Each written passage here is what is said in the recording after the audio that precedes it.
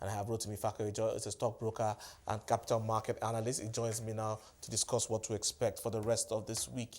Thank you so much for your time on the show today, Rotimi. We've been seeing that cherry picking play a big role in how investors have played in the markets today. What's your take on how it's going to look out today and going to the rest of the week? Well, I think it's a mixed reaction for what we saw today, because up till about 2 p.m. during intraday trading session, the market was still positive. But when the market recorded transaction in Airtel Africa, whereby the stock lost about 10%, and likewise Okomu Oil and Presco, we also saw a loss of 9-8% in each of them, and that was what turned around the market negatively. Well, now, let's look at that stock you just mentioned, Airtel Africa. What do you think is driving that interest? Well, there is really nothing driving it, because it's a stock that is very, very illiquid. The liquidity of that stock is extremely low. If you watch it over time, you realize that hardly will you find it traded on daily basis. And even when traded, the volume traded on each day is very, very insignificant. And for even today, that the stock lost about 10%, bringing the market down by almost 1.6%. The volume traded is just a little above 101,000 units. So it's because it is illiquid. So somebody wants to sell and wants to sell by all means.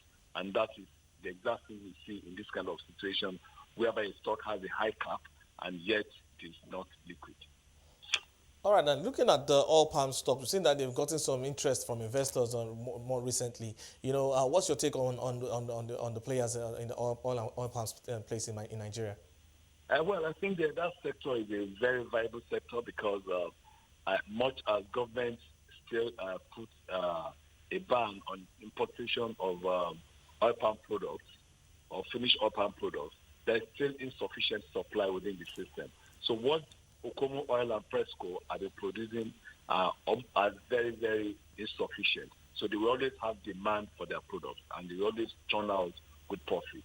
But today, I think some people are trying to take profit, and that is why we saw a 10% drop almost 10% drop in Okomu Oil, and about 7% drop in Presco.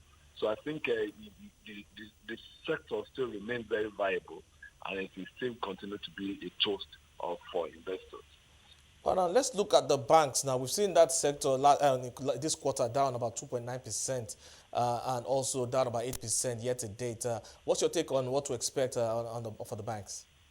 I think for the bank, we approaching the end of the half year, and I think it's always very significant for the bank. So I think we're going to see more activities in that particular sector, because since the last trading day of last week, we've seen the value traded per day jump back to 3 billion, and likewise what we are seeing today. So, and that is attributable.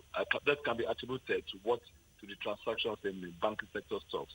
So I believe that for me, there is still a lot of value in those stocks, in the banking sector stocks, and where investors should really take interest in that, it definitely will turn out good for them. And all right, very quickly before we wrap up, I want to get your take on two players in the banking space. One on Access Bank, looking at their foray into South Africa, and also the ETI on their recent Tier 2 bond. Well, I think for me, Access, like I would say that they are beating too much in so short a time. That is in the kind of acquisition they've had in the African continent. And I think how will that imply on their profitability? We are yet to see that. Maybe when we see the half-year report for Access, they'll be able to say more about it.